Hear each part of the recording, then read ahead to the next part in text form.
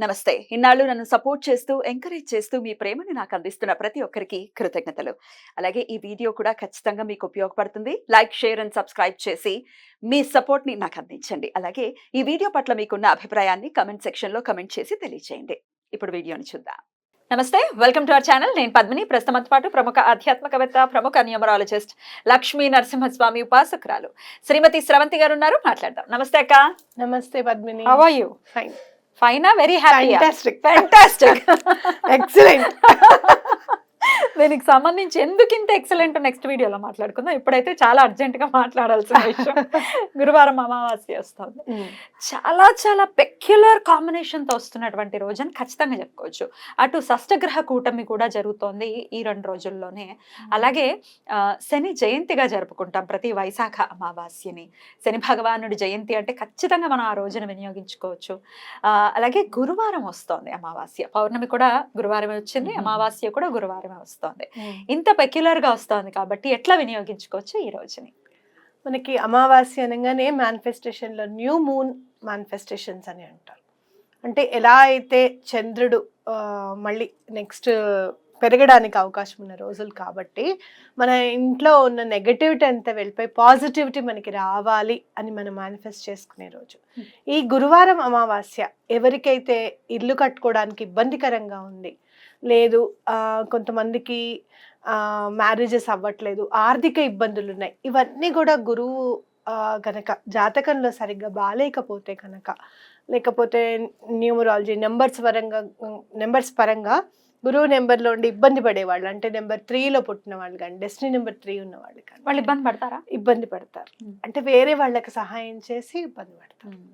So అలాంటి ఇబ్బందులు, ఆర్థిక ఇబ్బందులు ఏమున్నా, ఇల్లు కట్టుకోవాలి అంటే మీకు కుదరట్లేదు అనుకున్నా, లేకపోతే ఎక్కడి నుంచో మీకు అమౌంట్ రావాలి అని అనుకున్న, ఆర్థిక ఇబ్బందులు ఎలాంటివి ఉన్నా కూడా ఈ గురువారం అమావాస్య చక్కగా అవన్నీ కూడా తొలగిపోవడానికి ఒక స్టెప్పింగ్ స్టోన్ కిందకి మనం అనుకోవచ్చు అనమాట.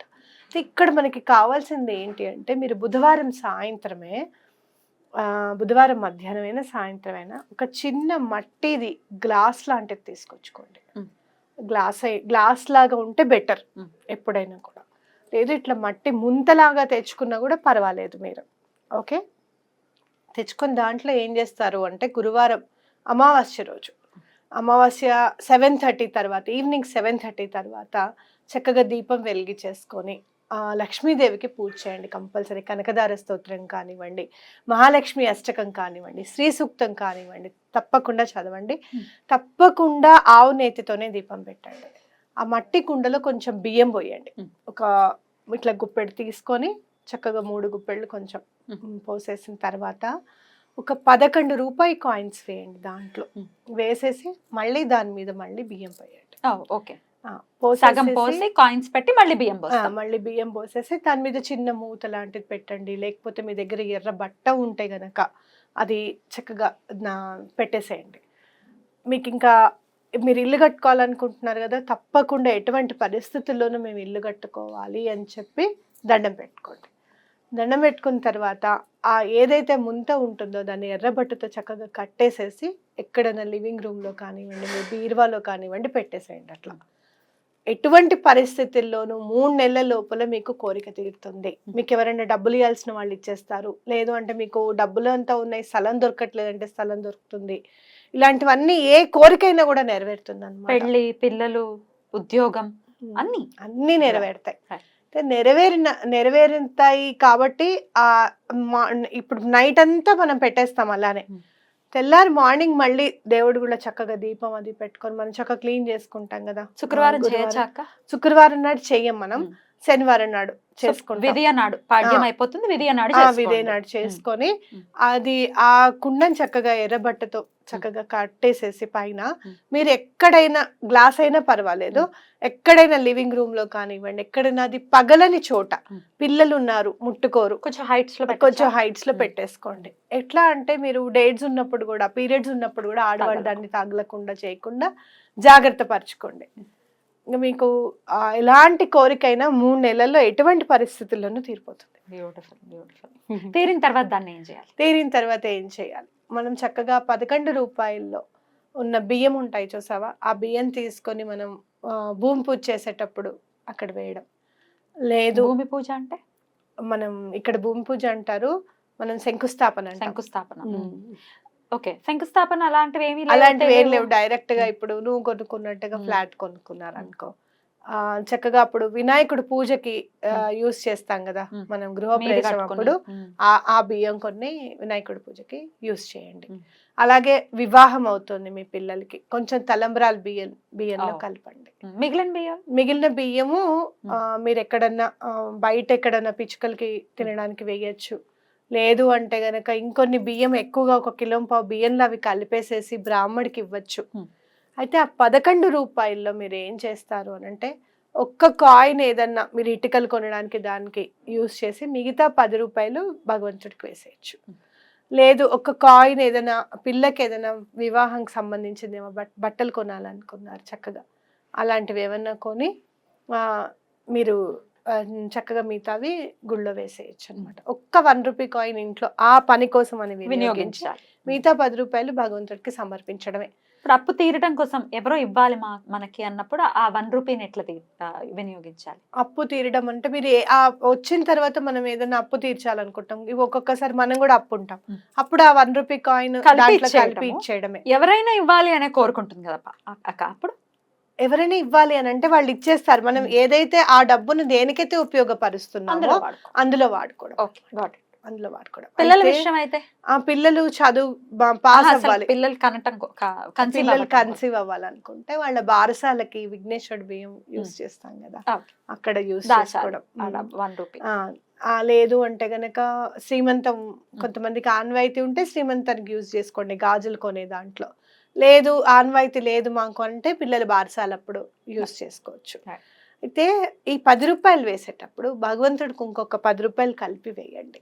ఎందుకంటే మనకి అవి హెల్ప్ చేశాయి కదా, గ్రాటిట్యూడ్ చూపిస్తున్నాం అనమాట. మీ ఇష్టం, 100 కలపంటే 100 కలపచ్చు, 1000 కావాలంటే 1000 కలపచ్చు. మీ స్తోమత, మీ మనసు. స్తోమతే కాదు, ఇక్కడ మనసు కూడా కావాలి వేయాలి అంటే, కాబట్టి అలా ఏదైనా సరే మీరు కలిపి వేయండి స్వామికి, తప్పకుండా మీ పని అవుతుంది. అయితే ఇది బుధవారం రాత్రే వచ్చేస్తోంది ఇంచుమించుగా అమావాస్య. గురువారం రాత్రి 7:38 వరకు కూడా ఉంటుంది కాబట్టి గురువారమే చెయ్యాలి, సూర్యాస్తమయమే చెయ్యాలి. మీ లోపల మీరు ముందు అన్నం తినచ్చు, అట్లా ఏం పర్వాలేదు. మోకాలు చేతులు కడుక్కొని, జనరల్గా మనం అన్నం తిన్న బట్టలతో పూజ చేయం కాబట్టి బట్టలు మార్చుకొని, లేకపోతే కనుక ఆ ఒక్కరోజు మళ్ళీ స్నానం చేసేసి మంచి బట్టలు కట్టుకొని దేవుడి రూమ్లో చక్కగా పూజ చేసుకోవడం మంచిది అనమాట. శని భగవానుడి జయంతి, ఆయన గురించి కూడా 2 మాటలు. ఆయన గురించి నిజంగా చెప్పాలి అని అంటే చాలా స్ట్రీమ్ లైన్లో పెట్టే వ్యక్తి మనని.